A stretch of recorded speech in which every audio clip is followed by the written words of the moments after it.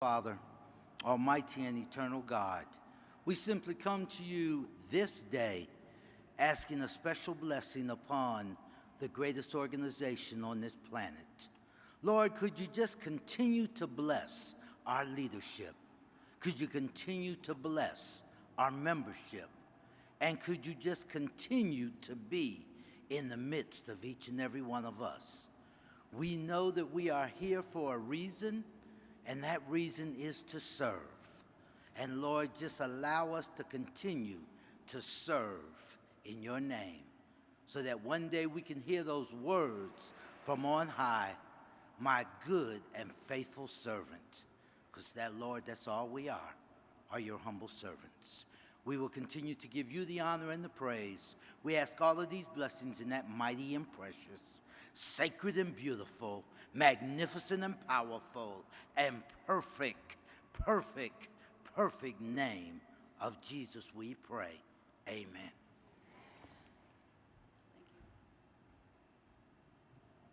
Thank you, Elder Taylor. Ladies and gentlemen, I think sometimes we come to these conventions and we don't really get to why we're here.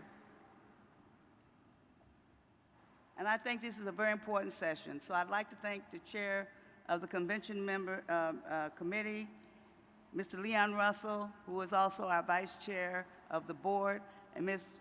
Hazel Dukes. I can't call her Mama Dukes because I'm older than she is. But Ms. Hazel Dukes, who is also the vice chair of the Convention Planning Committee, for remembering that when we come to these conventions, we really need to deal with what's real. And to have a session that deals with what's happening with the states, and to have our illustrious staff, program directors that will present, I think is a very exciting time. Before we go to our main program, I'd like to have our sponsor of this event, Ms. Loretta Johnson, Secretary-Treasurer of the American Federation of Teachers Association from Washington, D.C., who will bring greetings on behalf of our sponsor. Thank you so much. Thank you.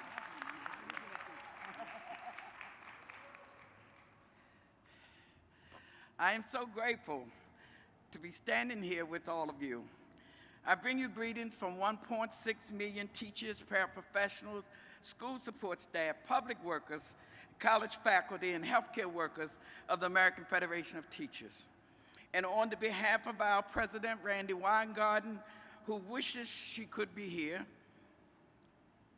and I'll tell you, just last week, the AFT announced our plan to reclaim the promise of America, a promise that is deeply rooted in the promise of American dream, a promise that guarantees a great public education for every student, no matter what their zip code or how much their parents make. And for that promise to become a reality, we must stand up and fight forward, because the promise is under attack on our blocks, on our street corners, and in our neighborhoods. Look, there's evil in this world. There always will be. And we can't do anything about that. But there is also too much killing on our streets, corporate money in our politics, the lack of resources in our schools, and we can do something about that. Growing up, I would always hear grown folks say, "A stick in the bundles are unbreakable." And those words could not be more true today, because we know the best and brightest days of working families in our communities are ahead of us, not behind us. We have unshakable faith and believe every child deserves access to a good public education that is safe and is staffed by highly qualified teachers, paraprofessionals, and school-related personnel. We know that small class size, parental involvement, early childhood education are critical components of the successful school system. We know that these hard-working Americans are a critical voice in ensuring a rich and rigorous education for our children and safe and healthy school buildings for our communities.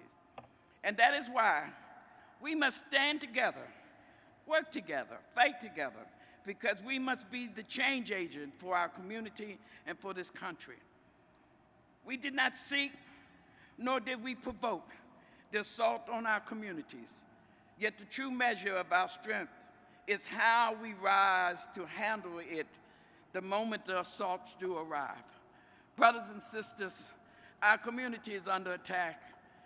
Our black boys who should be in the classroom are spending too much time in the courtrooms.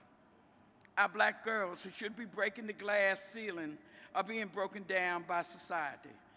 They have done everything in their power to limit our voices at the ballot box by restricting early voting days, purging registered voting rolls, imposing mandatory voter IDs, the newest form of poll tax. These attacks are aimed at silencing our voice, limiting our power, and taking away our community control. They have closed our neighborhood schools, pushed private alternatives. They have used executive powers to push out democratically elected school boards and city councils.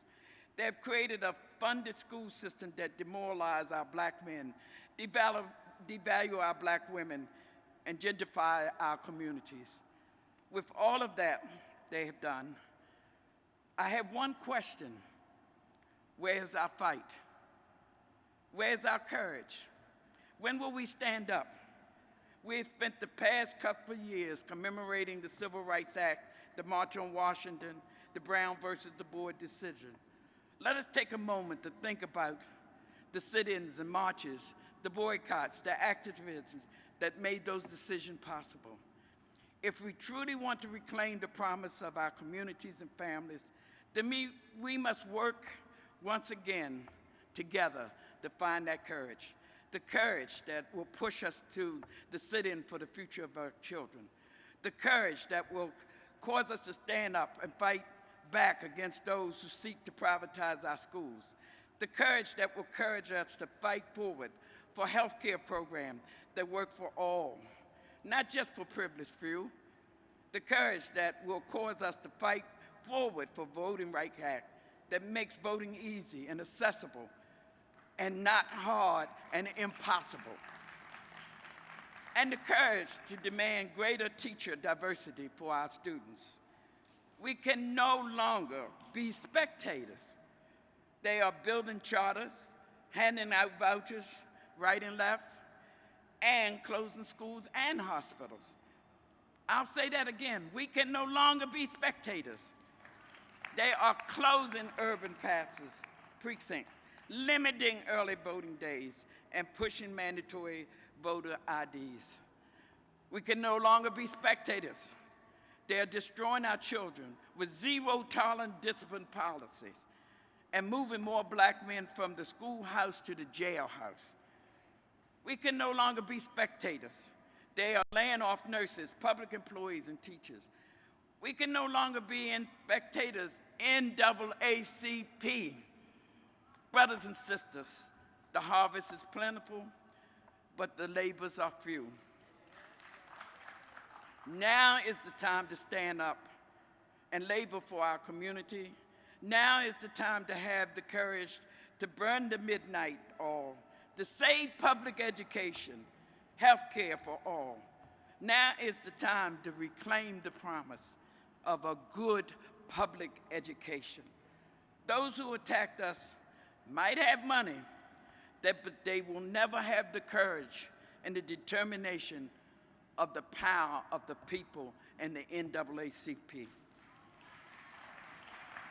So this afternoon, I have come to tell you that the AFT is ready to fight, and together we can make all this for justice, equality, and reclaim the promise of America. Thank you.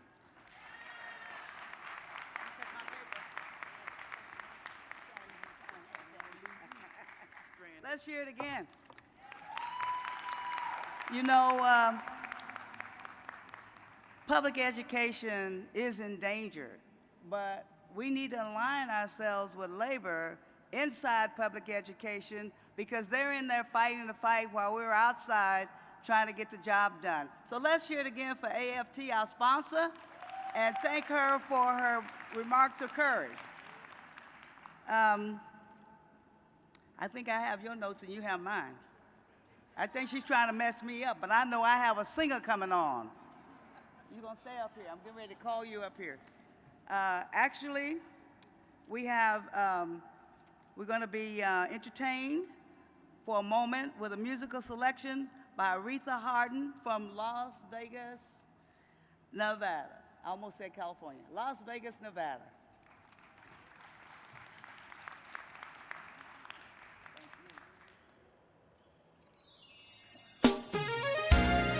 We're gonna wake y'all up a little bit. Only what you do for Christ will last. So I know the fight is still on and it's never gonna end.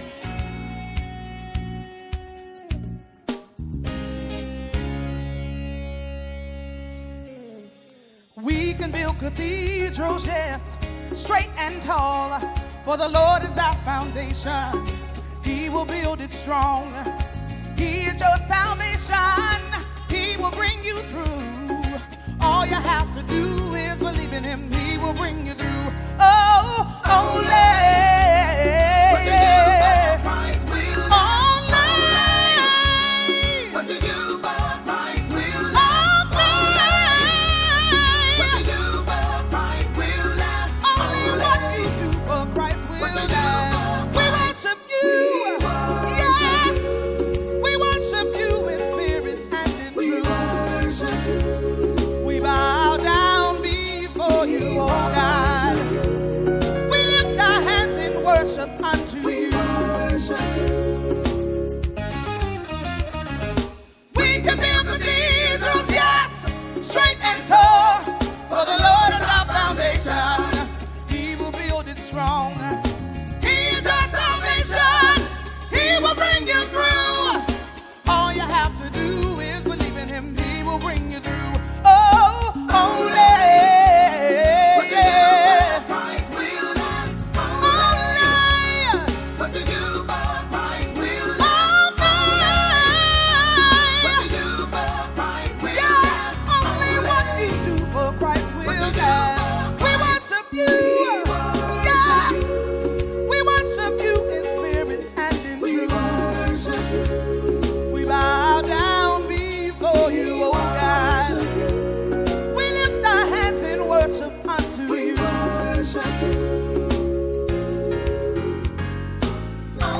bow down before you, oh God. And we lift our hands in worship unto you. We lay prostrate before you, oh God. There is none like you. There is none like you. Oh, yeah. There is none like you, God. Yes. Only what you do for Christ. Only what you do for. Only what you do for Christ will last. He will build your cathedrals high and build them strong. All you have to do is believe in Him. Oh, believe in Him. Only what you do for Christ will last. Oh, only what you do for Christ will last.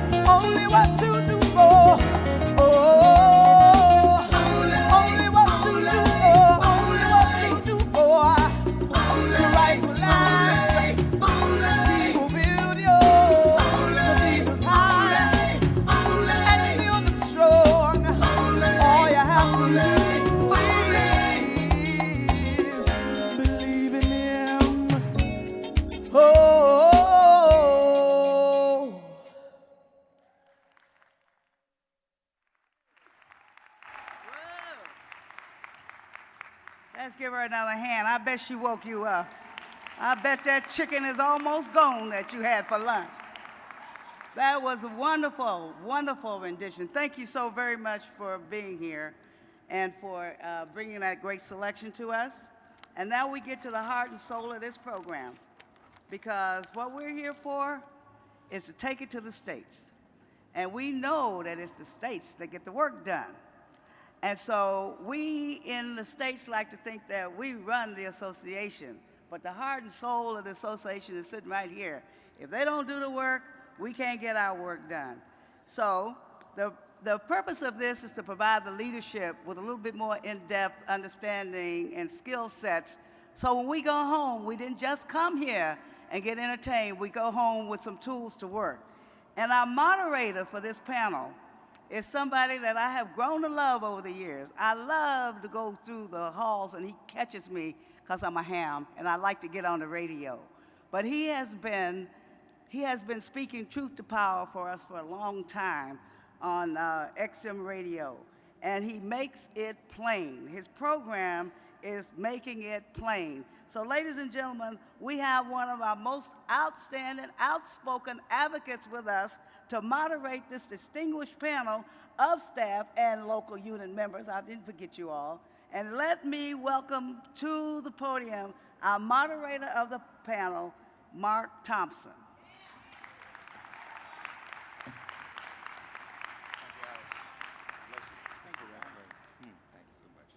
Let's hear it for Alice Huffman. How's everybody doing tonight? Fired up?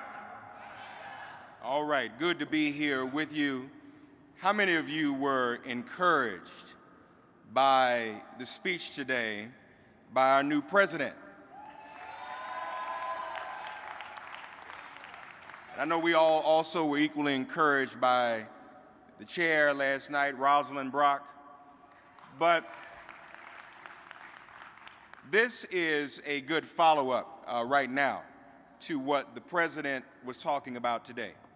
He talked about the choice between irrelevance and revolution, but he also talked about the role and the relationship between the national office and the states. And so we will see that no more greatly manifested than right here tonight. We have always said, all of us who know the NAACP, and people, I don't know why people still ask that question, is the NAACP still relevant? That's a ridiculous question, but we keep getting asked it all the time, don't we? They just don't seem to realize that the civil rights struggle is not over, that there's so many battles yet to be won. A slogan we had a few years ago, much has changed, much has not, is still true. But the struggle is really in these local branches and in these state conferences. That's where the rubber meets the road. We talk about taking it to the streets. It is appropriate that we would say, take it to the states. Let me also let you all know that we're very, very pleased. This plenary session for the duration tonight is being broadcast live on Sirius XM satellite radio. So we welcome all of you listening around the country so you can hear what's going on at the NAACP firsthand. I'm going to introduce this very esteemed group of people, and then we're going to talk about some of the issues that these individuals are working on and so ably addressing, okay? First of all, left to right, the Director of Environmental and Climate Justice for the NAACP, Jacqueline Patterson. Give her a round of applause if you would, please. Next to her, the branch president in Gulfport, Mississippi. Anybody here from Mississippi? Doesn't sound like anybody's here from Mississippi. You sure? The president of the Gulfport, Mississippi NAACP, Ruth Story. Give her a round of applause. Good to see you, Ruth. The Director of Criminal Justice for the NAACP, the esteemed Dr. Niaz Kizravi. Give her a round of applause. Next to her, Trouble, the president of the NAACP Florida State Conference, Adora Obi Nweze. Give her a round of applause. the Economic Justice Director for the NAACP and a frequent guest. He appears on my show every Monday after the Friday Jobs Report. He is the Director of Economic Justice. Good to see him as well, Diedrich Asante Muhammad. Give him a round of applause, please. The local unit representative in that area of economic justice we'll be hearing from tonight is the second Vice President of Alaska, Oregon, and the Washington Area State Conference, the Seattle Branch Economic Development Chair, Dr. Shelley Seacrest. Give her a round of applause. In the area of education, and again, I do want to acknowledge again the AFT's representation, a strong organization, and we appreciate their sponsorship. The Interim Director of Education for the NAACP, Victor Good. Give him a round of applause. Amen. And the local unit representative for the area of education, she is the Education Chair of the NAACP Maryland State Conference, Dr. Barbara Desmond. Give her a round of applause if you would. In the area of health, he's a director in the area of health for the NAACP. Please welcome and give him a warm round of applause, Niobli Arma IV. And representing health in the states as a part of our plenary tonight, the local unit representative, she's the health chair of the Arizona State Conference of the NAACP, Lynette Campbell. Give her a round of applause. And of course, the issue of voting rights. Please welcome the director of the NAACP Voting Rights Initiative, very, very dear friend, Joteka Edie. Give her a round of applause. And our dear brother from Texas, the president of the NAACP Texas State Conference. Nobody here from Texas here either, right? Nobody from Texas? I didn't think so. The president, Gary Bledsoe. Give him a round of applause. Again, give all of our speakers a round as we get ready to get going here. And so happy to have such a distinguished group. And we're going to address all of these areas. We know the seriousness of all of these areas and how they impact every part of our community. And that's what the NAACP is all about. The NAACP, we have a lot of civil rights organizations, but none of them have the infrastructure, the organizational infrastructure of the NAACP. And we've been able to build that up over 105 years. And so we want to begin in the area of environmental and climate justice. The way this will go, each of the directors will make some brief opening remarks, and then we'll have a little Q&A back and forth, not only with the director, but with that local unit representative. So we'll hear what the national is doing, we'll hear what's happening locally, and we'll hear how the national is supporting the local, and what else the local needs from the national. So we're going to have a meeting tonight, okay? So please welcome again the Environmental Justice Director, Jackie Patterson. Go right ahead, Jackie. Thank you. Okay, so great. Thank you so much. So the Environmental and Climate Justice Program has just recently launched an initiative called the Eco District Initiative that really looks at whole communities. And it's born out of the recognition that for us to advance as a people and as communities, we really need to look at going from pathologizing our communities and looking at our communities as dumping grounds as it relates to environmental issues, looking at our communities as places of scarcity where we don't have the proper resources to build as a community, to looking at creating a vision that goes beyond fighting what's bad in our communities in terms of, and we can list out all the bad things that are happening in our communities, from the environmental assaults of landfills to coal plants to incinerators to air pollution from cars and trucks and buses. All of these toxins are being disproportionately impacting our low-income communities as well as communities of color. But in order for us to affect real change for our communities, we need to have a fundamental paradigm shift. We need to look at not going beyond surviving these assaults and actually looking at thriving as whole communities by eliminating the threats and strengthening our communities. To this end, across the country, we are working with communities to set up community-led and community-controlled systems that focus on building local economies by creating local jobs and local business opportunities and designing community infrastructure that uplifts the principles and practices of safety, health, affordability, and resilience, all while ensuring that we have the policies that support local ownership while upholding these principles. So the NAACP units nationwide are picking up the mantle and implementing what we're calling eco-district projects. Though some projects have been in existence, others are just getting going because we've just actually gotten funding through a grant from Kresge to do this work. So starting at the end of last year and through the beginning of this year, we've been really going around to different communities having planning conversations and strategy discussions. So as a result, we have 13 states from Texas to West Virginia to Ohio to Wisconsin and Colorado and beyond who have launched just energy policy reports, looking at a justice-based energy policy to advance, to focus on local jobs and strengthen minority and women-owned businesses and establish community-owned energy systems that keep our air clean, that keep our water clean, and that keep our land livable, and also to reduce our free fall towards catastrophic climate change. St. Louis is building on the launch of the Just Energy Policies program and looking towards breaking ground on a reentry program that trains and places formerly incarcerated persons into solar installation and energy retrofit jobs. Indiana has started a concerned clergy group that arose out of the Just Energy Policy work, and they're partnering with the Indianapolis City to implement a community-owned solar project. Nashville and Chicago are working on zero waste projects to keep waste out of landfills and incinerators and to create local jobs.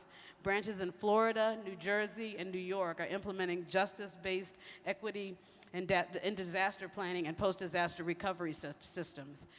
Right here in Nevada, we had President Williams do an op-ed on clean air, so they're doing initiatives here. And there's many, many more that are too many to list. But finally, the branches in Mobile, Alabama, Longview, Texas, and Gulfport, Mississippi are implementing the full-fledged eco-district model, which includes looking at eliminating environmental assaults, strengthening local economies, and promoting safety and health. The projects that they're doing in these communities include green schools, zero waste projects, equity-based transit systems, local food systems with community gardens, equity-based disaster projects, including stormwater management, and civic engagement that focuses on having people in decision-making positions around public utilities and commissions and zoning boards that are really looking at people-centered policies. So to learn more about how you can become involved in these projects, please do visit our booth in the exhibit hall and give us a call or send us an email and we can tell you much more. All right, thank you, Jackie Patterson. Give her a round of applause. Now, I'm going to ask a few questions of Jackie, and then we're going to hear from President Story about what's going on down in Gulfport. In your role, in the department's role, environmental and climate justice, what resources and models have you offered to the local units and branches? Yeah, so with all of these projects, we're working with each of the units around, because for example, the Green School Initiative, when we go and we have a conversation around green schools, people might think it's just about putting solar panels in schools or maybe starting a community garden. But what we've shared with the units is the fact that green schools actually result in less teacher absenteeism, less student absenteeism, and actually test scores raised in schools where they're green schools because the students are feeling invested in and valued as students, and also the air quality in the school actually changes. And so we're really helping folks to understand how some of the basic concerns that happen in communities where around poor school systems and so forth can be met through some of these sustainable projects. So. And are you all making training available? Yes. To local branches? Could you tell us about that? Absolutely. So we are, for one thing, we as a program are going around and having these training sessions with the branches, but we're also connecting the branches to other resources, organizations like Institute for Local Self-Reliance, the Green School Network, and so forth, who can actually bring technical, informational, and financial resources to the branches to be able to help them to do this work. Okay, and we're hearing about, Jackie, from you, all of the great initiatives that you're involved in. I hope everybody pays very close attention that the NAACP Environmental and Climate Justice Department is doing a lot. What are some of the other areas in which you would like to see the NAACP grow in terms of dealing with issues of environmental justice? I would love to see the NAACP. One of the areas we actually are growing is doing more interdepartmental work. I talked about the reentry program and how it links and how we're working together to broaden out this model of having formerly incarcerated persons be involved in green jobs, and also people even at risk, to keep folks out of the system as well, because we all know that jobs is a key part of that. Working with the educational department around STEM, getting more kids in STEM so that we can actually have more folks in leadership around energy projects. So really, I think the place of greatest expansion is the interdepartmental work that it can help to build, because it's all interrelated. All right. Thank you so much, Jackie Patterson. We want to hear now from the branch president again of Gulfport, Mississippi, NAACP. And President Story, if you could talk to us about some of the issues specifically you all are dealing with down in Gulfport, and the relationship between you and the National, how it's been helpful. Okay. Being on the Gulf Coast, we are in danger every year from hurricanes, and because these circumstances underscore the need for eco-district and resiliency and sustainability planning, we have begun doing just that with the help of Jackie, who has come down to us several times to work with us, help us to organize and to bring meetings together in which we can have community come together to understand what we're trying to do. Well, in August 2005, you know, we had the Hurricane Katrina, and it just devastated the Gulf Coast, and a lot of people didn't know where to go, what to do, or where they could access anything. And so there's a great need for a coming together, that we as a community work together so that we can help our people. Well, in April of 2010, we had the BP oil spill that just devastated our ecosystem. And then because we are also affected by a coal plant, which was established in 1957, Plant Jack Watson, which received a D as climate control, began operating in our community. It's a failing coal plant, and it continues to spew out all manner of contaminants. People wake up in the mornings and their car windows are just covered with whatever's coming out of those huge tanks, or not tanks, but hay stacks up there. And so our people are health-wise, we suffer asthma, heart trouble, cancer of just about every form. And so we know that we have to do something if we're going to survive down there. And so we have, I want to talk about Gulfport. It's a small city, but we've got about 70,000 people. The percentage of African Americans is about 34, Caucasians about 67, Asians are about 1%, and then other minorities are 3%. And we're very, you know, everybody knows Mississippi is the poorest state in the nation, so we have some problems, so we have to work together. And some of the things that we've been doing in bringing our community together is that we are trying to make sure that our community knows where to go, what to do, how to access the available things that are necessary for us to survive. Our NAACP members have been taking Red Cross training.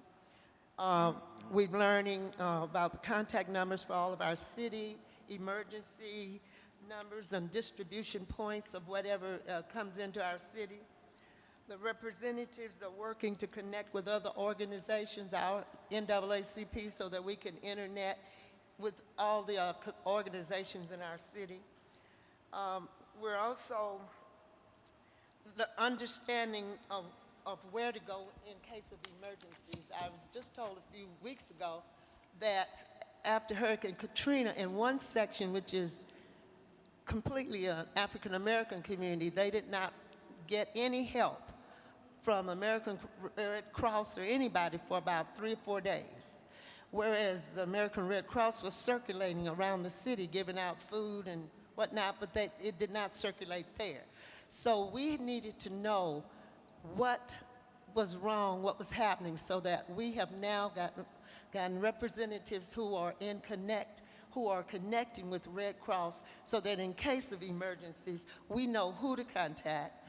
They know where to go. We know what available supplies are out there. All of this is to help our people. We're also in contact with our churches. We're trying to,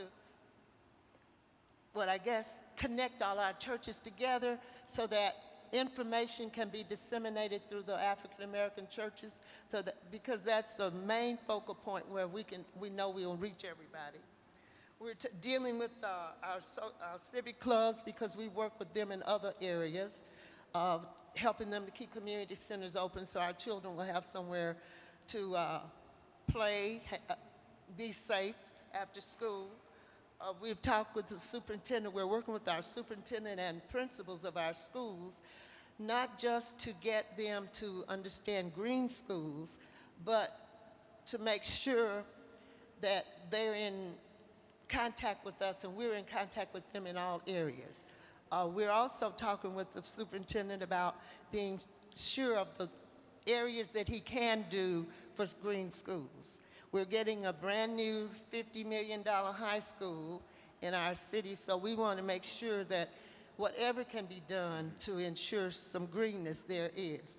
And we're also talking with them about gardens in their school and available areas that we have in our schools, so that our children can become familiar with gardening, and then those foods can be used by our children in schools. You know, there are some programs where they have salads and whatnot, just during the afternoon, something break.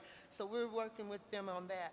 Also, we have a school that has a huge area of land, and he has committed to me that we can have it for a community garden. So we're excited about that. We have one community garden so far working, but we also have commitment for 4 other community gardens in each section of town. And that's going to be great, because one of the areas is a 5.5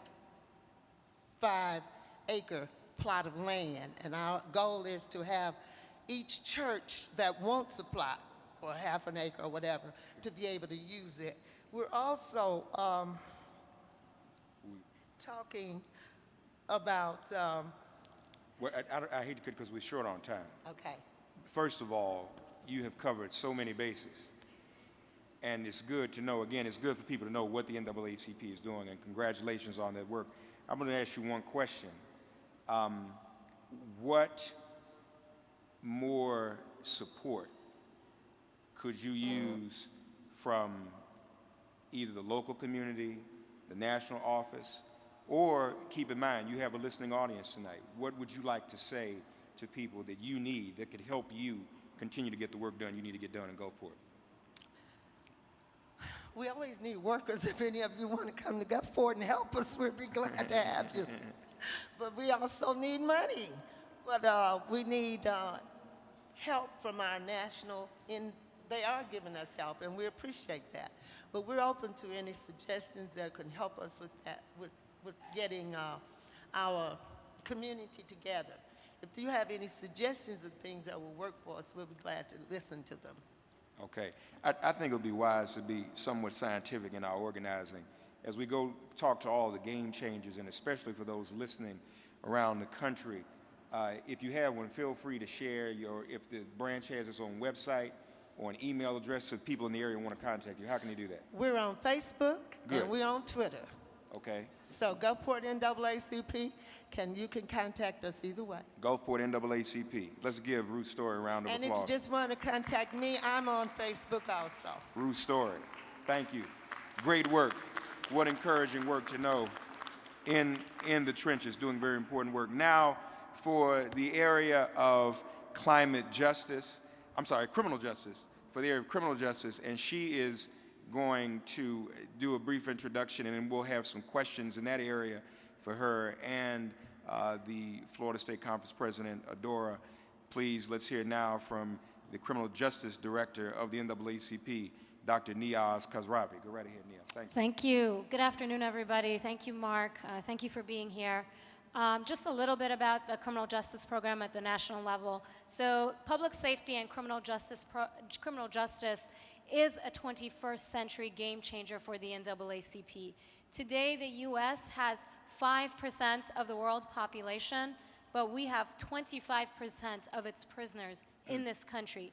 Most of those people are people of color. In fact, 2/3 are people of color. Racial disparities are glaringly apparent at every point in the criminal justice system, from contact with police all the way to who gets the death penalty and for what. So the NAACP national program works to ensure that justice is dispensed equally in all communities. We work to end disproportionate incarceration. We work to end racial profiling and mandatory minimum sentences. We work to remove employment barriers for people with criminal records. We work to end the death penalty, and we work to reduce the dangerous and unjust over-reliance on prisons and jails in this country. We also work closely, as all of our other programs do, with our state conferences and local units, and we support the great work that you all do. From California, where the amazing President Alice Huffman is leading the charge to reform criminal justice policies, end the death penalty, and end the drug war, to North Carolina, where Reverend Barber is working on a number of issues, including police accountability and the Racial Justice Act, to New York, where Dr. Hazel Dukes and her team have been leading the charge to end stop and frisk abuses and increase police accountability. Criminal justice reform is what I'm saying is criminal justice reform is a foundational issue for NAACP units across the country. We want to thank you for the work that you do every day. To that end, we ask NAACP units to form criminal justice committees and identify issues that are important to their areas and impact their communities, and create campaigns around those issues.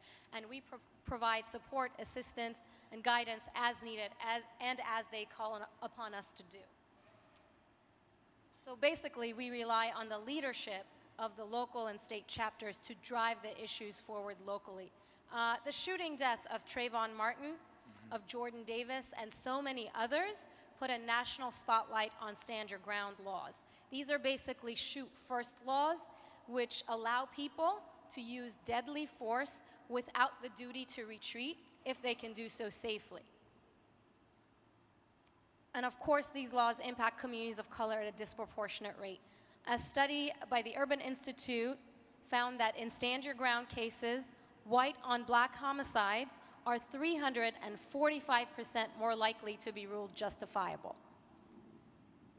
So when you combine this with the prevalence of racial profiling, with lax gun laws across this country, stand your ground laws prove deadly and tragic for communities of color, as we have seen.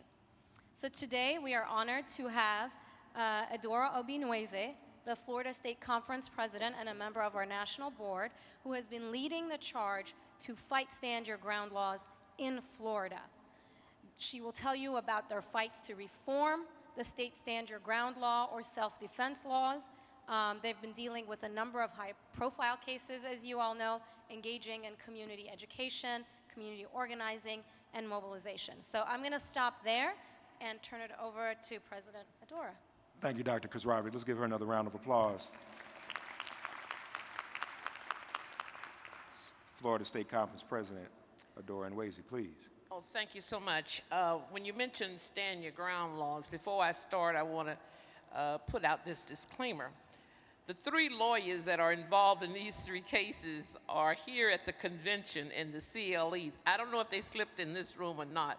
I pray not, but so y'all look for them for me out in the audience. But they do know I will be meeting with them before they leave.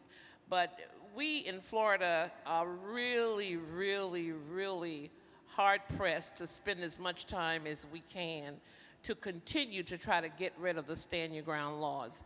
We have not been successful, but we started out working with our state legislature when they started around 2004 in looking at stand your ground laws to see exactly what we could do to try to get them to modify it and hopefully to get rid of it, since it obviously was impacting upon the black community more than any place else, and certainly being used as an opportunity for whites to commit crimes against blacks, and then to use the stand your ground in order to get away with it. And so that has really been the crux of it. When we were contacted about Trayvon Martin's murder in 2012, we galvanized our branches, youth councils, and college chapters. We just knew that it was something that we wanted the entire United States to come to Florida and help us with. It was so horrific. You think about a child going to the store for a bag of Skittles and a soda pop, and then you look up and the child is dead. And so we just were outraged.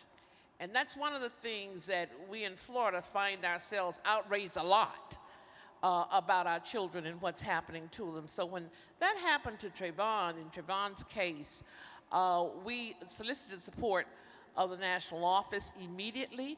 We solicited the support of other states around the NAACP. And I want you to know we are very proud of our colleagues and certainly our leaders in the national office. They responded very positively. They came and hit the ground with us. They raised money in their various states, and whatever was needed, they did it. And we had a march that was led in Sanford, Florida, the Seminole County. The president of that branch, Turner Clayton, is here. He's the first vice president of the state, but he was there on the ground and certainly got it started with town hall meetings and on the radio, meeting with law enforcement, just the whole 9 yards. Every angle that we've been trained in the NAACP to use, he did, and we as a state conference joined him. So from that day until this, we are continuing to fight because we lost a battle with the state legislature. Obviously, we don't have the number of representatives, both in the state representatives and the state senate, to really do anything we ask them to do because we just aren't represented at the state level.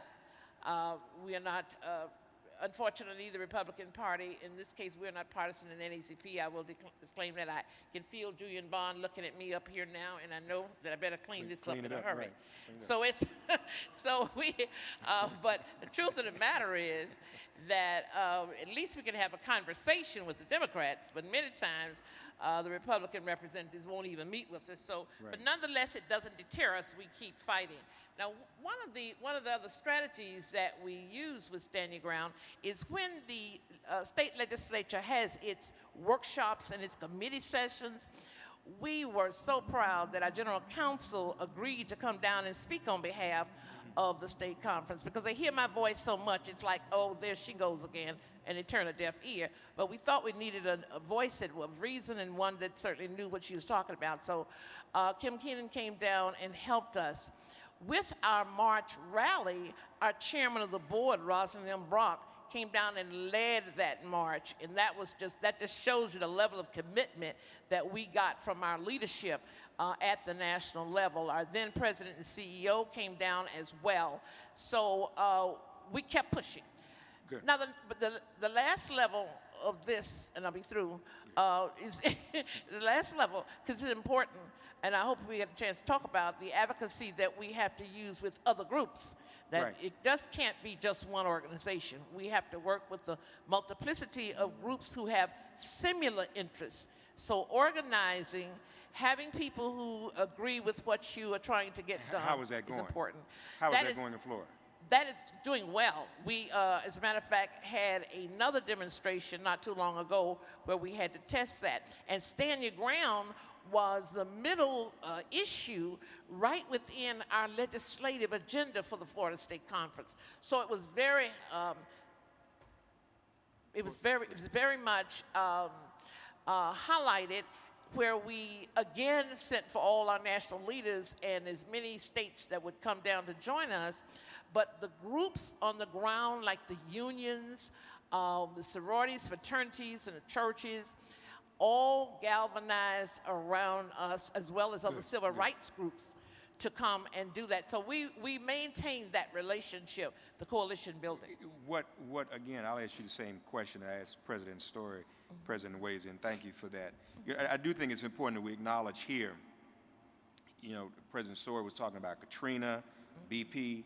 You brought up Trayvon Jordan. See, these are not stories that are in the daily media every day in the news cycle.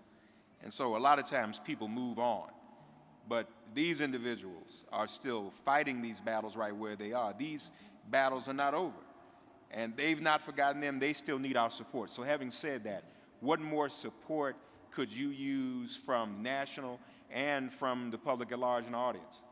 Well, first of all, it's important from the public at large to join us in the advocacy work. Those persons who will come and join the NAACP certainly to address these issues so that the voices are not muted. Because so many times when you hear the same voices and they don't see large enough crowds, or they don't see crowds that are mixed representing other people within your state, then of course that becomes problematic. And the state representatives who are there are not listening, so they need to hear from the people who live in their districts. So we need them to join. The biggest issue, if you were to ask about what, it's not really a national focus. This particular focus that I want to talk about and emphasize is grassroots, ground level work, because we have to press against a system that is systemic racism existing. It exists within our laws and our policies. And when you push against them, it pushes back. Right, that's because right, it's been there so long, you see? Right, right. So nobody can do anything about that except those of us who it affects, so that we can continue to push. Is there a website or any social media you want to give out for the Florida State Conference for people to keep up?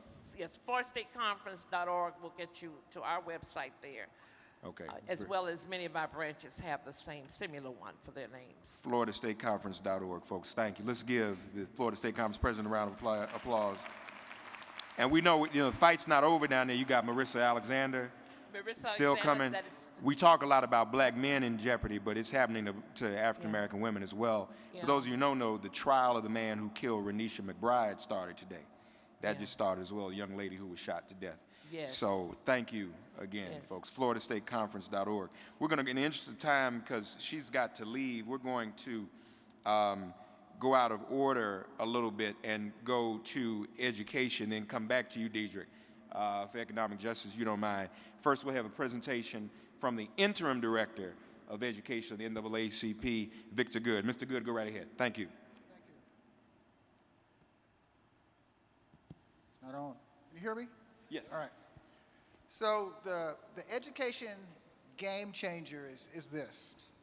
Every child will receive a free, high quality, equitably funded public pre-K and K through 12 education, followed by diverse opportunities for accessible, affordable, vocational, or university education. And I do want to take just a second to give a special word of thanks to the Maryland State Conference and State Conference President Stansberry for going out of their way to help the Education Department and others. Now we're building on our launch of our report called Finding Our Way Back to First. It's a report that talks about high quality universal pre-K prep, about the importance of effective teaching in every classroom, about the importance of more time for more learning, and about the importance of targeted spending. And we're also building on our 2013 resolution, we're building on your 2013 resolution that supports Common Core state standards implementation.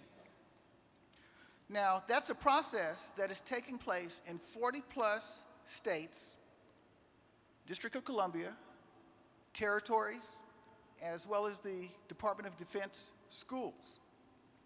And we're working with our 38 state and area education chairs to inform our members and constituents about what Common Core state standards implementation means. And part of that work is going to involve a digital toolkit for our units, as well as some webinar trainings.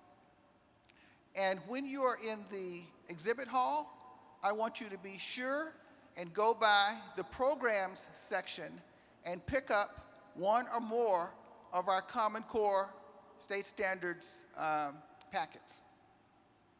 I'm going to stop there. All right, thank you. Let's hear it for Victor Good and the interim director.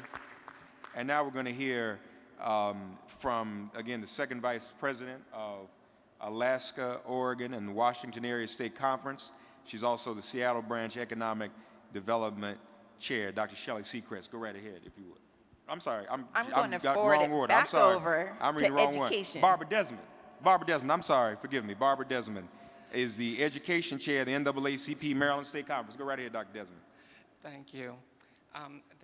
The Common Core, and I'm going to try to combine my remarks because I have to leave early. I'm so sorry. The Common Core represents basically a set of expectations for students. And in a nation where we have children who rank lower than in certain skills in math and English and other reading than children in almost third world nations, the United States, the Governors Association, et cetera, decided it was time to act. The central obstacles to the to the Common Core are implementation. And basically it's coming from educational leaders who either don't know what to do and where to go, and remember the old saying, if you don't know where you're going, any road will get you there, or the educational systems are so entrenched in traditions and practices that quite often people, despite their better nature, don't know what to do. I know in Maryland we have a couple of educators who told people when confronted with the Common Core, well, give us a break, we're building an airplane while in flight. Well, many of you came here by air today. I defy you to go to that airport and tell them when they try to put you on United or US Air and go, well, no, I want an airplane that you're building in flight. You know, when there's some other comments, I want to make a couple of comments that I prepared about black students because this is very important to me. The reason that the Common Core is important to black, poor students, other minorities, school districts across this country are resegregating. In the old days, and I'm from the old days, black children got hand-me-down books. I told once at a conference where I was, I said the book I got to study Julius Caesar was so old, it had William Shakespeare's autograph on it. In this day and age, the danger is, I didn't think it could get more dangerous in my late life, but now children for years have been getting hand-me-down education that focuses more on deficits than it does on the skills, abilities, and gifts of our children. We have to dispel the myth that our children aren't learning because of their backgrounds too.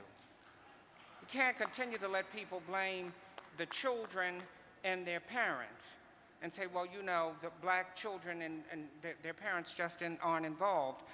National statistics show that black parents are more involved on average than any other group of parents in this country.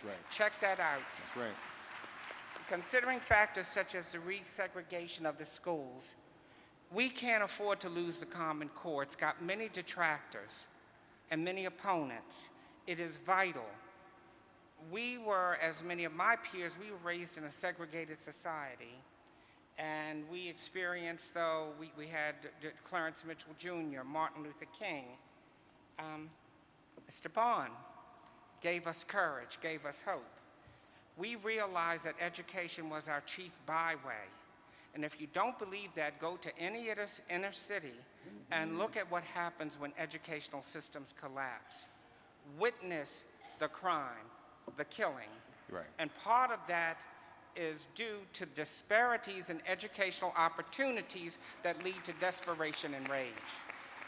Yes. And my final point on the NAACP, because your question was, well, what should the NAACP do? The NAACP is one of the remaining guardians of civil rights in this nation. And education, although you may not hear it, is a civil right. It's a property right guaranteed by the 14th Amendment. So we as NAACP members must be active in our advocacy. We must continue to support and let no one turn us around. We must be vehement.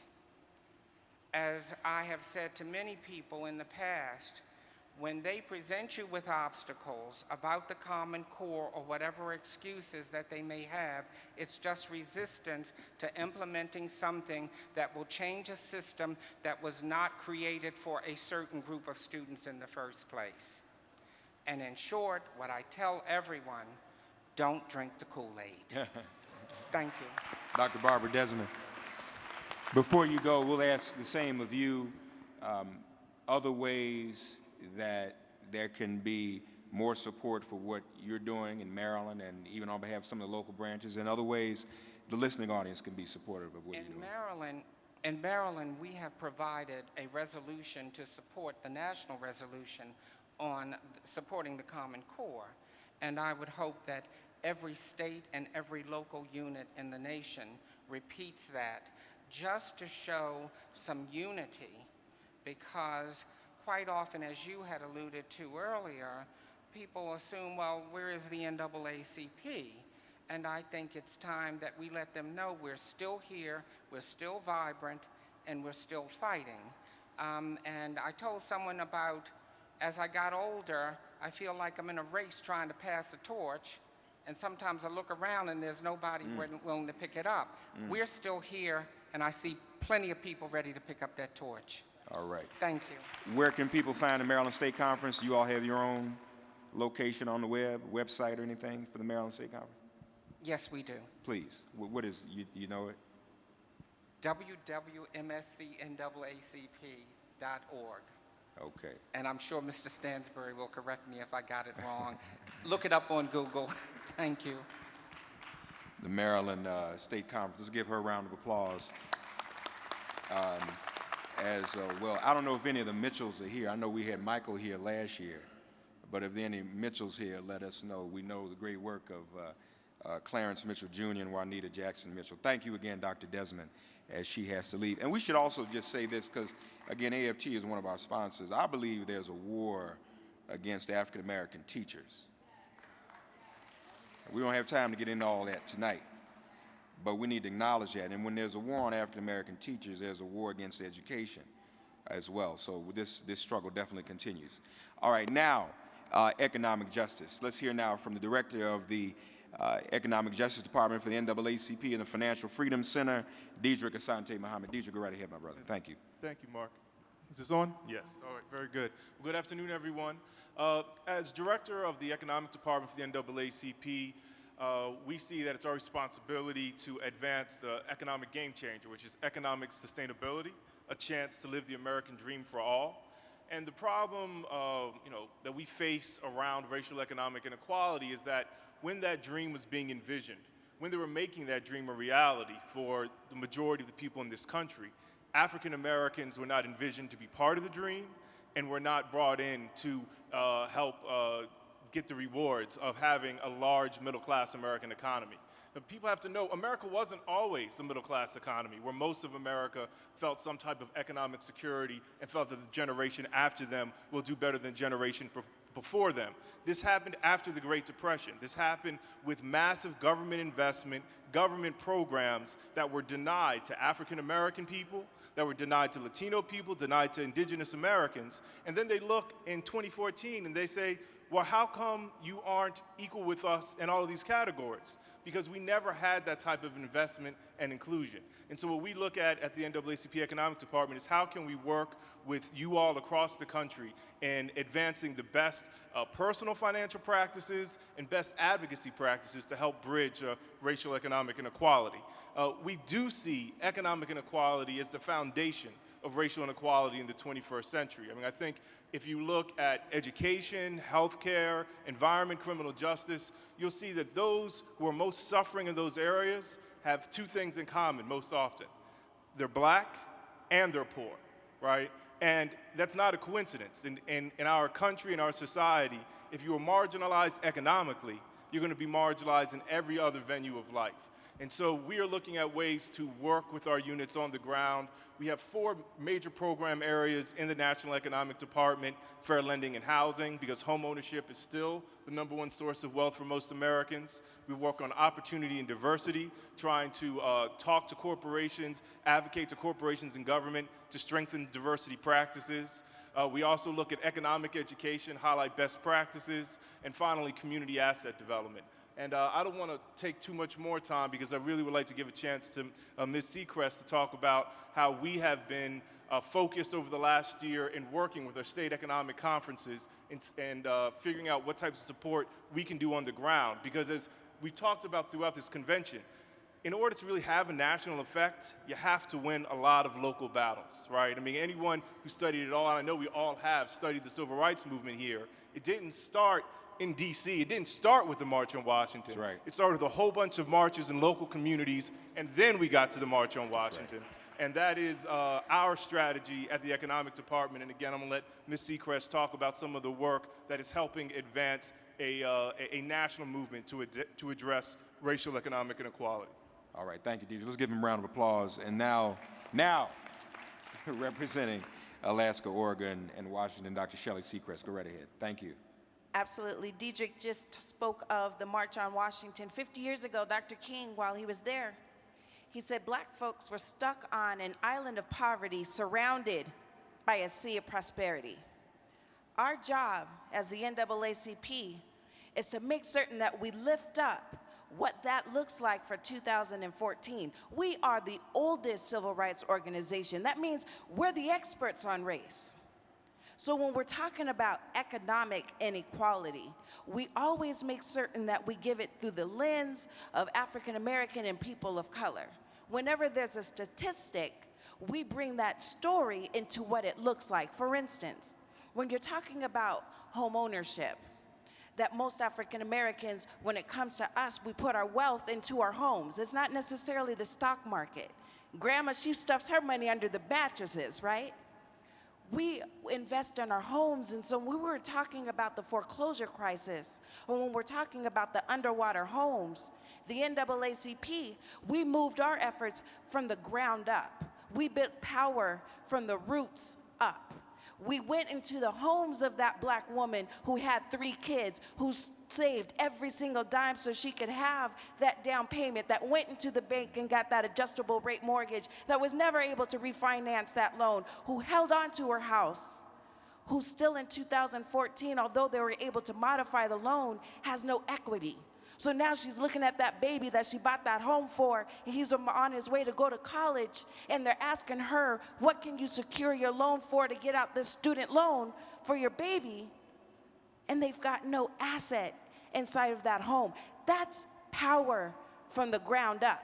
When we're talking about the change in gentrification in the neighborhood, we're pulling in the old folks, the fathers that used to stand on the corners that know every single child that's lived in his block for over 60 years. We're talking about the people who've been displaced, who can come into a city to work, but they can no longer live there, and they have to buy a home that's outside of the city. We're talking about building power from the roots up. When we're talking about being able to help the business owners and government contracting, those men who know, men and women who know how to run their companies, who did so much so they can become certified through the federal DBE program, got every single certificate that they ever asked for them to do, jumped through all the hoops, landed the contracts, but still because of the color of their skin, they were told that they couldn't get that contract. We're talking about power from the ground up. It's you all, it's us, it's in the states, that when we hear the effects and the numbers from policy reports, when we talk about the disproportionality that affects people of color, our job as soldiers is to put a face to that name, put a story to that number. You make certain that you know what is happening throughout your cities and your states so well that anytime a news camera is talking to you, they'll get you confused with someone who's going through foreclosure. Anytime you're in a bank and they're telling you that they just don't qualify for the business loan, you make it seem like you're the family who had to put your home up in order to buy the business equipment. You take on that story. The NAACP, we're in a new movement. You see, Diedrich at the national level, he's one with us at the state level. We are so closely aligned that we make certain that if I need a national attention, I know to call Jason on the housing report. I know to call Lillian Singh with her Stanford education. I know to call Diedrich Muhammad so he can make certain that not only am I getting the news coverage on my local media, I can make certain that story and that voice is happening nationwide, CNN, all of the cameras. And so that's how we're able to push this forward. But it always has been from what the NAACP does best. It's always been from the roots up. All right. Thank you, Dr. Seacrest.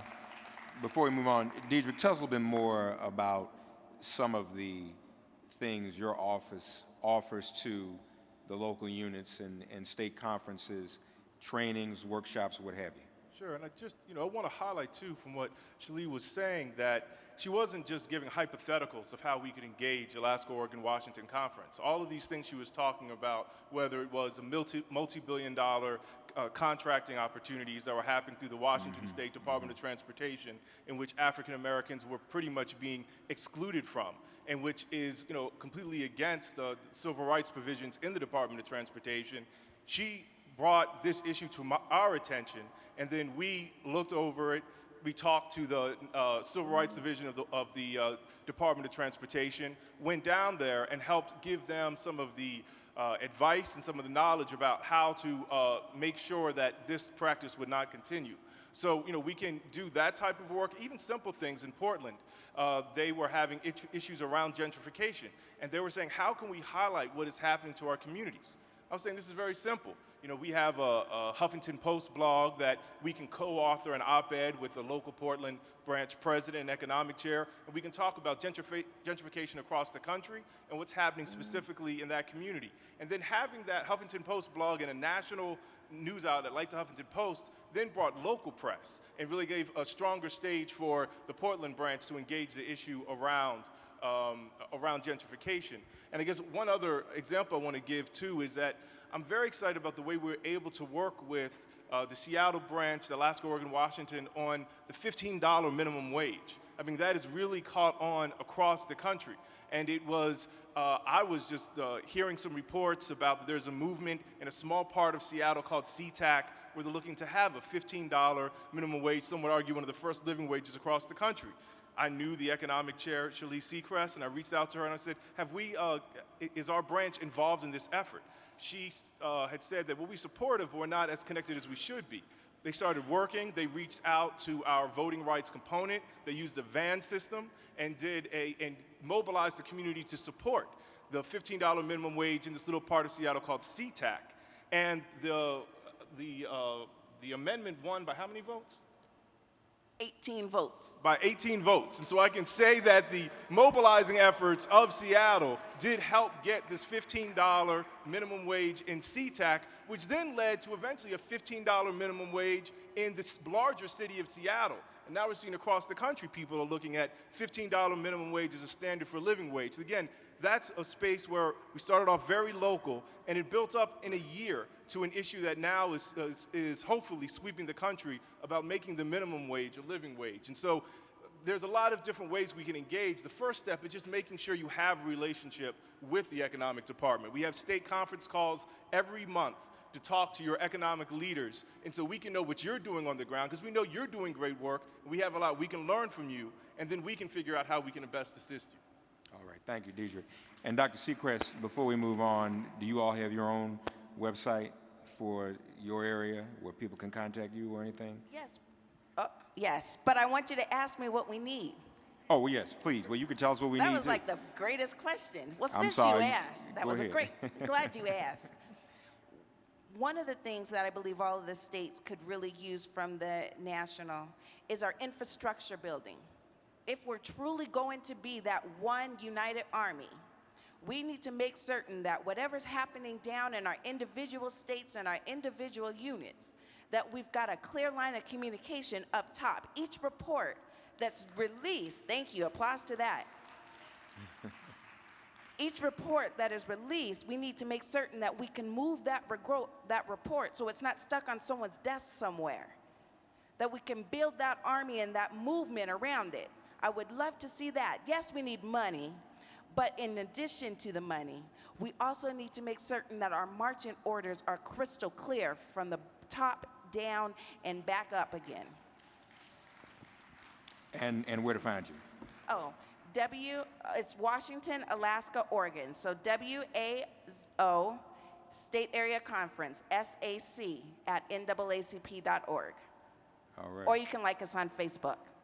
All right, thank you. So let's give her a round of applause. And just do, as Deidre was talking about the minimum wage struggle, you know, a lot of times these local struggles like that, you hear about them on the news, but you may not necessarily hear about the involvement of the NAACP. But 9 times out of 10, in a lot of these places, the NAACP is involved, perhaps working in coalition with other groups. That's very, very important. And then a lot of these locales, these other groups realize how important it is to have you and your local branch involved in NAACP. A lot of times NAACP serves as a closer in that regard. So that's very good news, and glad to hear of that involvement. Now to move to the area of health. Let's hear now from the Director of Health of the NAACP, Brother Neobli Arma IV. Go right ahead, my friend. So I want to start off with a question. I want everyone who considers themselves to be an expert on health disparities to raise your hand. Dr. Arredondo, you can raise your hand, because you actually are. Actually, all of you all are experts. Every single weekend, you sit in some type of faith institution, and part of the service is a prayer list. And on that prayer list, they go down, and it sounds a little something like this. Sister Johnson suffered from a heart attack this weekend. Please pray for them. Brother Marcus, his diabetes got out of whack and was rushed to the emergency room. So-and-so's daughter, sickle cell, had an attack and had to go to the hospital. Your health game changer, you wake up with it, you go to sleep with it, and you take it to work with you. Health is all around you. And so to frame the health game changer for you, at the national office, we've been working on strategic action steps. Because if we fool ourselves and think that we can show up and put on events and do this work without being crafted, we're doing a disservice to the brand. Because everyone on the other side of the table that we're fighting against is organized and has done their homework.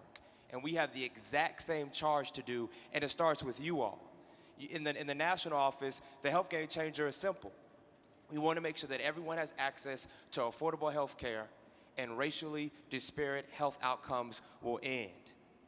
There is no reason why this generation of young people, for the first time in American history, is predicted to not outlive their parents due to the chronic diseases associated with childhood obesity. There should be a national outcry that reverses the promise of the American dream that each generation will do better than the one that came before them. There's no reason that if Black America, that's us, if we were our own country in the world, we would be number 16th for new HIV and AIDS cases. And that's why the work that we're doing with faith leaders, which we're getting ready to talk about, is so important to get them to address the stigma. Because every time our leaders are silent, our folks die. That's the reality of the health game changer. If we don't do this work, folks die. We will not sustain the pipeline of folks coming through our organization to do the civil rights work. We won't be able to register, and we won't be able to march. The game changer is about sustaining the very blood that shows up to do this work. And so we do that with our Faith Leaders program. The other 3 areas that we do that in is with our childhood obesity work. We do that with our Project Help initiative, which we grant to the local branch to do activities. I see Project Help grantees in the audience right now. And the last pool, which we're going to focus on today, is the Affordable Health Care Act. And we're going to talk about what we did in Phoenix, Arizona, and those action steps that get us to a successful, not just an event, because this work is hard. We ask a lot. We ask you to get on the phone for our conference calls. We send you emails. We ask for the RFPs, but that's because we want to deliver on the promise of what we are founded to do. And so I'll pause there, but that's the summary of the Health Game Changer. All right, let's give Nobley a round of applause as well. And here now to represent the local unit is the health chair of the NAACP Arizona State Conference, Lynette Campbell. Go right ahead, Lynette. Thank you. Here today at the conference, we learned a chant. I think all of us learned this, but we talked about NAACP, that's me, that's me, that's me. When we get back home to our neighborhoods, our streets, where we need to make a difference, we know that it is just me, not the national office. So we decided to launch programs when we did health events, and the health events just weren't working for us. We have hosted health fairs after health fairs and low turnouts. So we had to challenge ourselves to be more creative in how we were going to approach the uninsured, the underinsured, and talk to them about programs, Medicaid and ACA, the Affordable Care Act.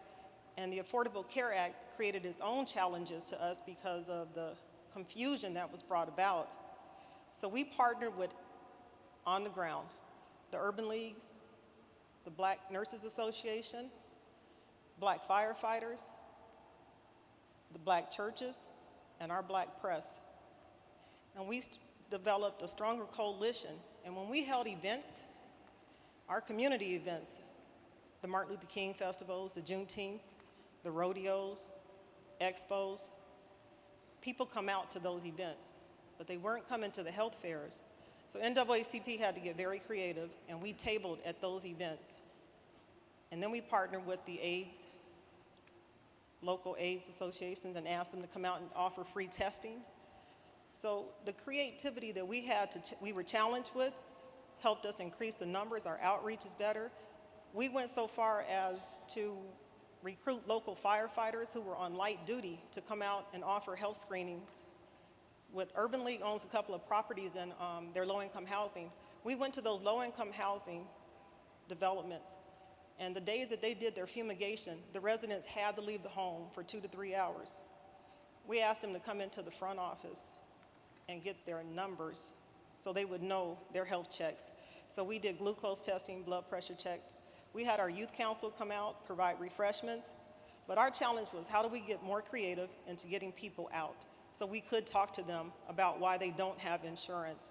And we were offered the opportunity through the national office, who has been very helpful to us to provide this information.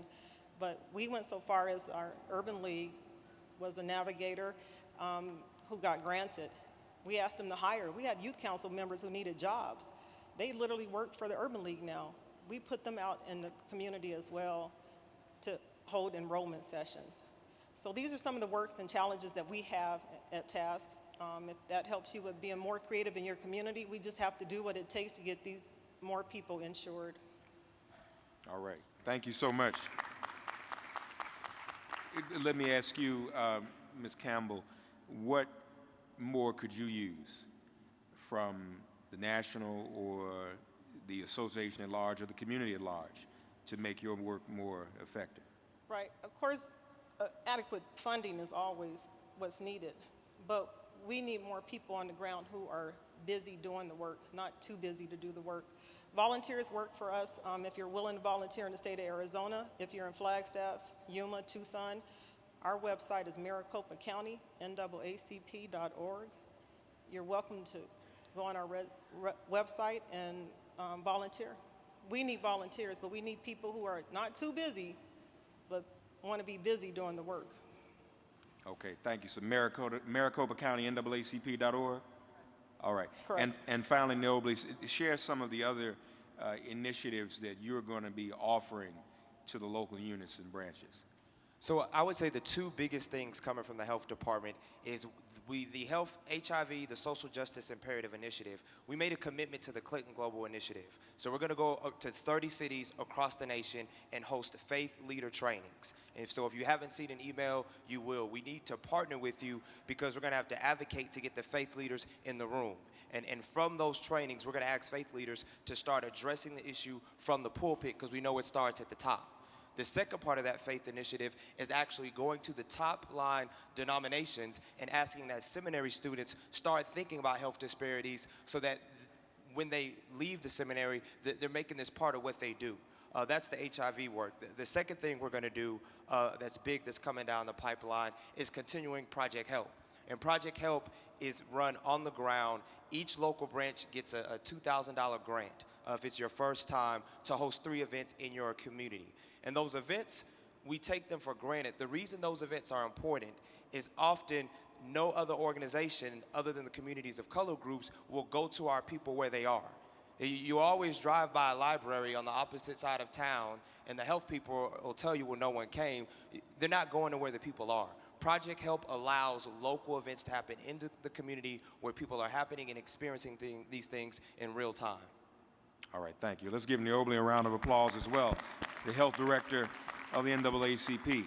You know, I think we can see clearly that all of these different areas overlap one another. They all affect one another. They all depend on each other. But this final area is one that really affects so much policy. You know, if we have full right to the franchise, a full right to vote, then we can put people in office and encourage people to register to vote to affect policy and change, the type of change and policy that we want and need. And we know that our voting rights are under severe attack right now. One of the things that the Reverend Barber always preaches about, a sermon that he stole from me, is about the first Reconstruction and how we are literally reliving that, Chairman Bond. The first Congressional Black Caucus took away our right to vote. First African-American president, we're still dealing with voter suppression and people losing their right to vote. So, you know, they understand, our enemies understand their history, and they continue to repeat it.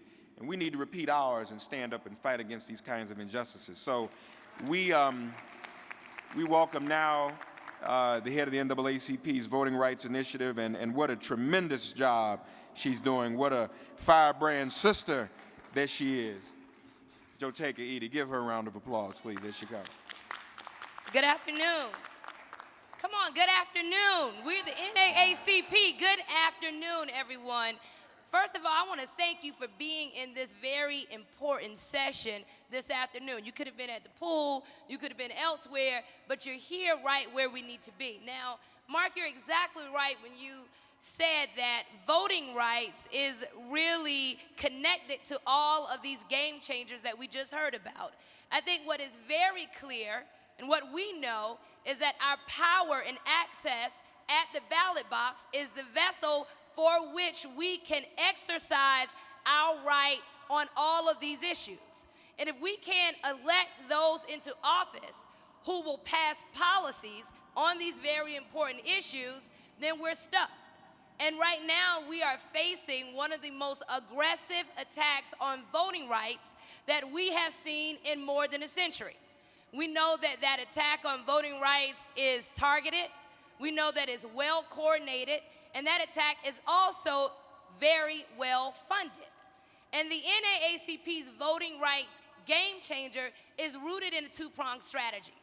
Number one, ensuring that we are resourcing and providing technical assistance to our branches across the nation to ensure that we are defending, and not just defending, but also expanding access to the ballot box. And number two, making sure that we are educating, registering, and turning out voters. I think it's important to note that we can't do one without the other. And I think it's also important to note that we cannot allow ourselves to fall victim to the trap of playing defense and ignoring the important aspect of the offensive work that we must do. Now, we know that since the U.S. Supreme Court just over a year ago gutted the heart of the Voting Rights Act, Shelby County versus Holder decision, that we are in a dire situation in our nation right now. For the first time in nearly 50 years, in November, we will enter into an election in which millions of Americans' voting rights are at stake because there's valuable protections that are no longer there. And so the work of the Voting Rights Initiative since 2011 has really been focusing on defending against this aggressive attack on voting rights, which is not just about photo ID. We hear a lot about photo ID, Mark, but it is about also the cutting of early voting. It is the restrictions for people with felony convictions. And it's also some of the tactics that are meant to just absolutely confuse voters. And we know what it's all about. It is about power. It is absolutely about who controls power, how that power is used, and what that power yields. And we just heard all these game changer issues about the power that we're trying to yield on all of these issues. So I want to pause right there because I think it's important to hear about the work that we're doing at the state and local level, because what is very important, while we do have federal legislation, we got in this quagmire on voting rights because in 2010 we saw a shift in power in 26 state legislatures across the country. And as a result, we saw an aggressive attack on voting rights, we saw aggressive attack on women's rights, we saw aggressive attack on workers' rights. And so we know that now we have more than ever, we have to double down and focus on making sure that at the state and local level that we are responding to this attack on voting rights, that we're responding to this attack not only in the courtroom, but also at the State House, and not just stopping there, but we've also got to make sure that we're in the churches, we're in the synagogues, but we can't just stop there. We got to go to the nightclubs, to the street corners. We got to go every single place where there is anybody in this country that their voting rights is under attack, and that's everywhere right now. And so I'm just so happy to be joined by our state conference president, Mr. Gary Bledsoe, who is an expert on civil rights and voting rights. We had this conversation earlier. He said, I'm not a voting rights expert, but he is a voting rights expert who's leading a lot of amazing work in Texas. And he's one example of a lot of amazing work that we have going across the country. And I know we've been joined by our new president and CEO, Mr. Cornell Williams Brooks, who spoke this morning about the need for us to resource our field. And I think that if you look at the work that we're doing across the country, whether it's in North Carolina, whether it's in Florida, whether it's in Delaware, where we changed the state constitution to re-enfranchise thousands of people with felony convictions, that we are actually at the state level, and that's where we need to be on this very important fight on voting rights. Thank you, Joteka. And now the president of the NAACP Texas State Conference, Dr. Gary Bledsoe, my brother. Well, first of all, I think we can all see how fortunate we are to have someone like Joteka. She's truly done a tremendous job. She's well respected. And indeed, she's someone that we'll turn that mantle over to later because I think she's going to be someone great. So, Mr. President, you talked about that today. We've got someone here that I think is going to be great down the road, and we'll keep our eyes on her. First of all, let me say that I think that in order to understand what we have to do in voting rights and what we're doing in Texas, we have to understand that indeed what we're confronting today is an organized effort by people to eliminate us from the political process. We have to understand that when President Obama was elected in 2008, that sent shockwaves around many areas of the country that did not believe that an African American could get elected to the presidency. And as a result of that, all kinds of things have started to happen. We had discrimination, we had voter suppression and things of those ilks, but we didn't have the kinds of things that we have going on right now. What happened is a group of the wealthiest people in this country got together, some of the great minds on the extreme right of this country, and they came up with ideas about how they were going to stop us from being able to take this country over. Because they don't believe that we can be part of the country, they believe it's us or them. And so they've decided that they will do everything that they can, and they have an organized effort. You know, they have an effort where they go and all these splinter groups that you see are not splinter groups, they're done by design. So we have to understand that since they're doing it by design, we have to do that too. Now, in Texas, we have 5 different lawsuits that we're fighting against the state on voting rights issues. We have 4 redistricting cases against the state of Texas right now, and we actually have a voter ID case as well. And I know they've been fighting them in North Carolina and Florida, Mississippi, and many other areas around the country. We've had to fight those things.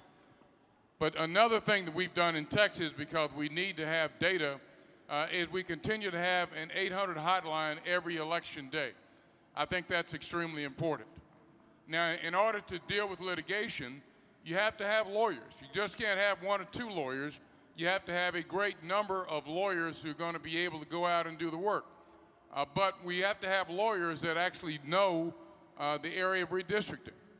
And that is one of the most intricate areas of law that there is to know. When I see the guys who are redistricting lawyers actually litigate in the courtroom, it's something to watch because of the things that they know, the reservoir of information that they have, and the way they're able to actually control the flow of evidence and things that occur in a courtroom. So we have to identify people at the local level, and we have to continue to develop the partnerships that we have on the national level. You know, we reached out and got, for example, the Southern Coalition for Social Justice to come in and do the redistricting cases with us in Texas. And that's been a godsend for us because Anita Earls, Allison Riggs, they're great lawyers. They've done a tremendous job for us. But having that kind of expertise in the courtroom is extremely important. We also have to develop experts. That's another thing that we've tried to do in the state of Texas. We've tried to reach out to whether it's HBCUs or other areas to find professors who have a particular kind of expertise who can help us so that when you need an expert on the history of discrimination in your state, when you need an expert to do some kind of regression analysis in your state, you have someone who's there. Let me mention one factor to you to understand, I think, the dynamic of what we're looking at and the reason why I think we really need to look at not just litigation, not just advocacy, but we also need to be able to make sure that we get out the vote. Our expert in the Texas redistricting case did a nationwide analysis. And in that analysis, he looked at the 2010 election. In the 2010 election, 85 to 90% of those people who were hostile towards President Obama turned out to vote. Okay? Not against, but those who are hostile. That small group of voters skewed that election. So you had, for example, a number of protected seats, that are protected minority seats, that were lost because the electorate was changed to that extent and that degree. So if you have people on the other side that are turning out at 85 to 90%, when everyone else is turning out 42 to 43% in an off-year election, you cannot win. So we have to understand if this is a war and people really want to stop us from voting, you don't stop a war by not fighting. We have to engage in the manner that we have been engaged. You know, if you're involved in a joust, as Joteka and I talked about earlier, you don't keep your horse still. You have to go ahead and go as fast as you can, or you're going to lose that joust. We know people are coming after us, and we have to make sure that we do everything that we can to prevent that. I just want to say finally, in reference to advocacy, we've tried to work with different people across the aisle, work with people in both political parties, and that's worked in many areas. But in this one area, when it comes to politics, it has not worked. When it comes to redistricting, when it comes to voter ID, we've had some success in criminal justice and areas like that. But we have to stand back and understand that there are bigger powers than us that are dictating what occurs in this arena. And we have to be prepared to deal with people in this arena head on, because the compromises really are not going to happen. And when we've been able to engage people and change their vote, even one of our senators to get the 2006 extension of the Voting Rights Act. So we know we have to engage and do what we can to make sure that we represent the people that we care for so dearly, and we're trying to improve the lives of them in Texas. Gary, thank you, please. What more support do you need from the national, and what more support do you need from the community at large and the listening audience? Well, the community at large, when you look at the idea of 90% turning out, we have people turning out who are voting against us who really have much of an interest in line with us. And we have to do all that we can to try to engage, whether it means churches having services together, trying to engage folks on the talk radio. Somehow we have to grab all these folks who have things in line with us, who should be with us and not against us, and try to get them not to go for the Kool-Aid on the other side. That's one thing. Number two, we need money. We need money to get out the vote, because when you have money to get out the vote, it makes a big difference. And we've done great things in Texas with a small amount of money when you do various kinds of sometimes voter identification programs. So we can do things if we have the funding. And the final thing is continue to doing the great things that they are doing, but we need to take it to another level in terms of the organization.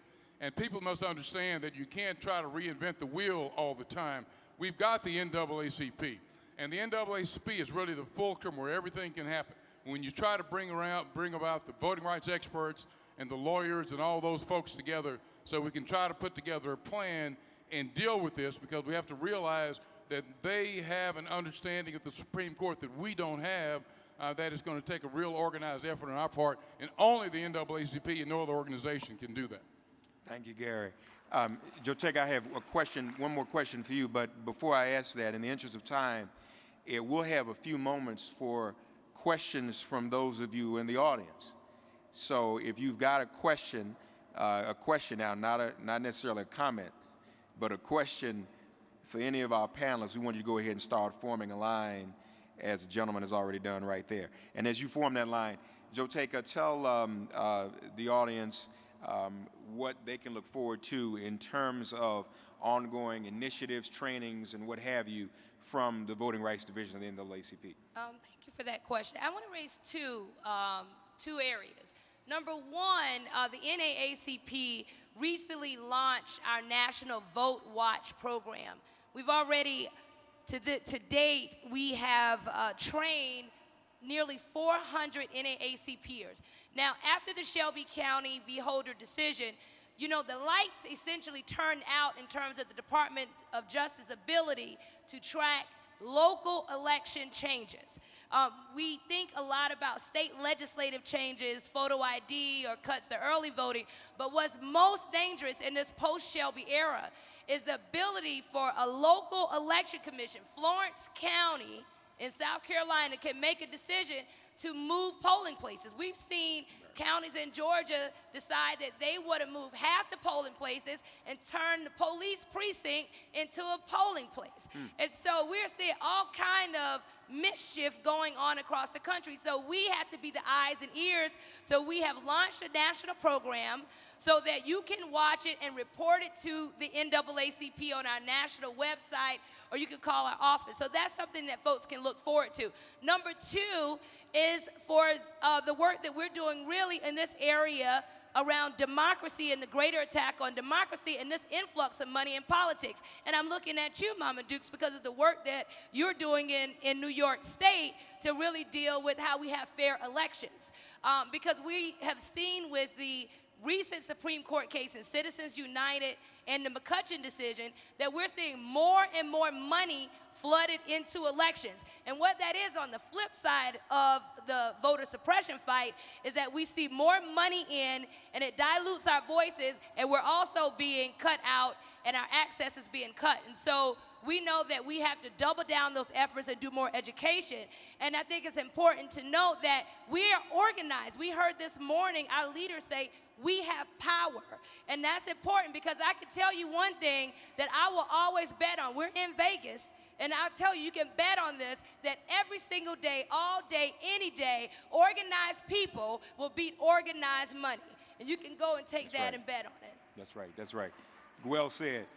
And Gary Bledsoe, where can people keep up with the Texas State Conference and the work you're doing? You have your own website, your own way to be contacted? Yes, sir. Mark, txnaacp.org. txnaacp.org. txnaacp.org. And again, what Jotega just said about money, so again, we see how this overlaps, as Deidre was talking about and Dr. Seacrest was talking about economic justice. Supreme Court has said money is speech, you know, and so for those of us who don't have it, we can't speak as loudly. You know, we know it's not speech because when the utility company calls and asks for the bill, we don't say, well, we'll just talk to you for 10 minutes rather than pay the bill. They want the money. But the Supreme Court has said that, especially in the political arena, so this is a fight we must engage. And give Gary and Jotega another round of applause. We want to hear now from some of the members of our audience. Please state your name and where you're from. Go right ahead. And direct your question to, let us know to whom you're directing your question. Go right ahead. Thank you. My name is Gordon Jackson. I'm in Mississippi. I want to really commend everybody for their hard unsung work. You're unsung heroes. But I want to direct my question to Kateka and Gary regarding voting strategy. One of the arguments, one of the points that is made in all the news channels is that no matter how you vote, because of gerrymandering, the Democratic districts are going to remain Democratic, the Republican districts are going to remain Republican. So what type of information or what type of voting strategy can you put out to convince people to go out and vote and still have a chance, particularly in red states and red districts, possibly with still a chance to maybe turn it at least purple or blue, or in a way that's going to benefit their agenda? Right. Either you want to answer it? Well, I think that's a great question. A couple of things. I know that I've utilized something I learned from the great Rupert Richardson a long time ago, and that's the sometime voter campaign. And what you do is you have to have a certain number of hits per voter to be able to turn voters out. And you don't waste your time on people like Joteka or myself who are going to vote every time there's a vote. So you identify people who are registered and who may just sometimes vote, and you come up with the strategy on how to deal with them. I'm a real big believer in robocalling from the right person. Some people don't believe in that. I believe in that. But I know that, for example, we've seen in some of the past elections in Texas where we would take 11% of the electorate and being 16% of their actual vote. And that's because of the way that we worked it. So I know that you can have a great deal of influence. Secondly, even if we're going to lose an election, one of the things that you have to prove in a voting rights case is that there is still racially polarized voting. So if we have African Americans that are actually turning out to vote and they're losing, that's the kind of evidence that you need to convince a court to be able to change the way the district has been designed. And so it's extremely important for people to turn out to vote. Another reason legally is that you have to show that folks turn out in certain numbers to where if they had a proper district, they would be able to prevail and win. And so if you don't have people turning out in appropriate numbers, that's been like one of the other minority communities has had a real problem with that because they don't turn out to vote. You know, our expert in Texas testified that if you give African Americans in Texas 30% of any district, that they're going to win. And the state's expert, I got him on cross-examination to admit that if we had 35%, that says a lot, that all you need is 35%, and we'll win. But other groups, that's not the same. But in order to prove that part, that you have cohesive voting and folks who, if you allow them to have a district, they can win. People really need to vote. Thank you, Gary. Appreciate that. Yes, ma'am. Your name and where you're from. Yes, my name is Samaya Hodges. I'm from Las Vegas, Nevada. And my question is for, I believe her name is Dr. Lee Oz, Criminal Justice? Okay. Yes. This matter is pertaining to the Privacy Act of 1968, the violations, which is in Title 18, the United States Code 2510 through 2522. How can a person get help in that area due to the communications interceptions? And also, is this a matter that the NAACP will handle? I'm not sure I understand your question. Are you speaking about the NSA surveillance of private communications? That's correct. Okay, yes. yeah. This is not a matter under the criminal justice program. This question would better be answered by our Washington Bureau, who handles our relationship with, federal government policies. It's not specifically an initiative under the criminal justice program. It hasn't been for the, last 5 years since we've been in existence. So I'm sorry I can't offer you more guidance than that. Oh, no, it's But okay. I'd be happy to if you want to connect you with people who may have the information from our Washington Bureau. Please do. Thank you. All right. Yes, sir, young man. Please state your name and where you're from. My name is Julian Bond. I'm from Washington, D.C. My question really is for any member of the panel. I was so impressed with everything everybody said about things their local NAACP was doing that I knew nothing about.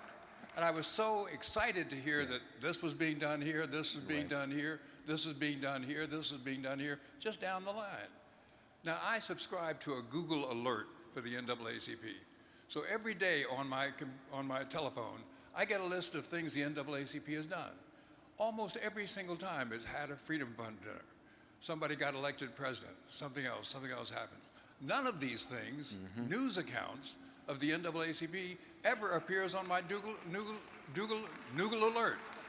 So now I'm wondering, when I get my power of speech back, I'm wondering, what does the NAACP Communications Department do to spread the news of this activity, this wonderful activity that you're engaged in? Good question. You want to? We don't really have anybody from communications per se, but I won't really answer for the communications department because I don't work for the communications department. But what I will say that I think has been helpful over the last year and a half is the communication department has been pulling together media highlights of what the NAACP is doing across the country. And I do Google alerts too, and I find some of the things that the communication department pulls together is not in the Google alerts. And maybe we could talk to communications about, I know this goes to staff, but I don't know how well it's distributed among membership and others. And so maybe we can look at ways to better highlight our own press clippings and not just rely on Google alerts, but have NAACP press alerts that everyone can get access to and get a better understanding of the great grassroots work that's happening across the country. Also, I would just add a couple of more things. Social media has been such a friend to us over the last few years. Facebook and Twitter and Instagram have been great ways where we can highlight the numerous projects that are happening, not just by national, but by local chapters of the NAACP. And most of the programs teams, departments have their own newsletters. So we have listservs and we do regular newsletters that highlights not only the work we do at national, but the work that's being done locally that's making an impact. So I would encourage everyone to contact, the different program heads and get on the listservs to find out more. Good. No, I agree. There are a lot of things I think we all learned tonight, haven't we, that we did not know.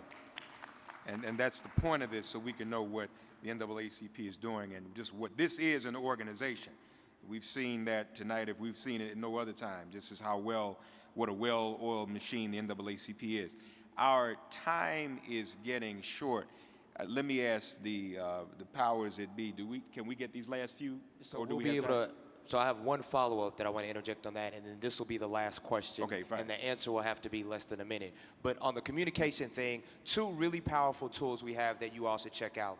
The first one is on the national homepage, there's a blog section. And the voices in that blog section are national leaders, they're local leaders, they're partners, and there's hundreds of them, and they're substantive. So you can see what was done, you can hear their voice, and the blog world is huge. And so not only do we want you to go to the homepage and read those blogs, but then share them. The second thing I want to talk about is something that Lynette did with communication is every local branch should have a relationship with the local black newspaper.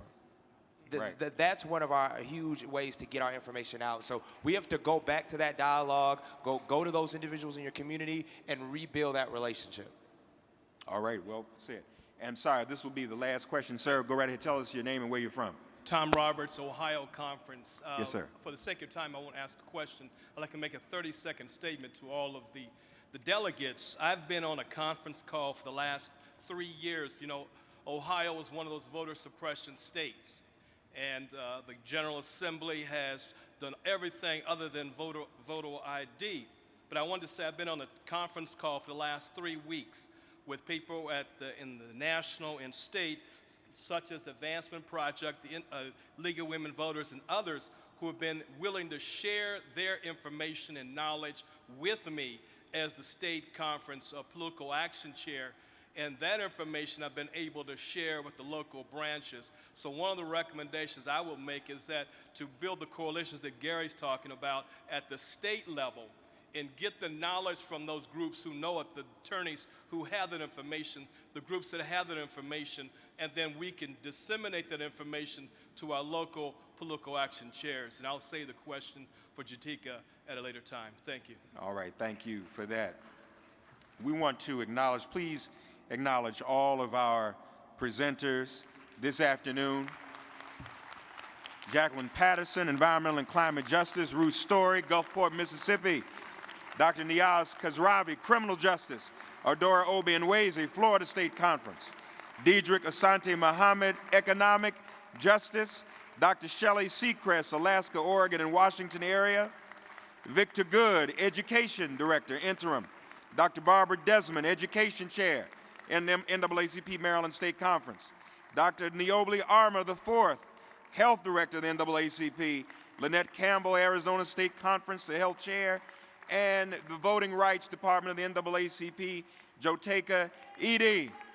And Gary Bledsoe of the Texas State Conference. Give them all a warm round of applause. And again, let's acknowledge our new president, Brother Cornell Williams Brooks. Let's thank him and thank all of you for being here. As we close, as always, we say, try as they might to cut us low. But we say, as we always say at the NAACP, fired up, fired up, fired up. Thank you so much, everyone.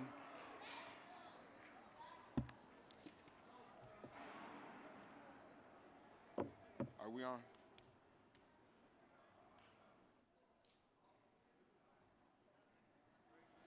They didn't have that on here, so you want to just do it? All right, we'll have a benediction, please, ladies and gentlemen. Right here. Excuse me, can I have your attention, please? We started with prayer, and we end with prayer. This is the greatest organization on the planet, and it's only because God has shined upon us so tremendously with a new president, with an outstanding staff. So all heads bowed, all eyes closed. Heavenly and gracious Father, almighty and eternal God, we simply say thank you. Oh, we thank you with every fiber of our being. Lord, we know there is plenty of work to be done in the field, but we thank God you have given us, you have equipped us with what we need to win this war. Yes, Lord, we are in a war, but we are the NAACP, 105 years strong. So, Lord, just continue to bless us. Bless our leadership, bless our membership, and continue to bless each and every one of us. In the mighty, precious, sacred, beautiful, magnificent, and powerful, and perfect name of God, we pray. Amen, amen, and amen.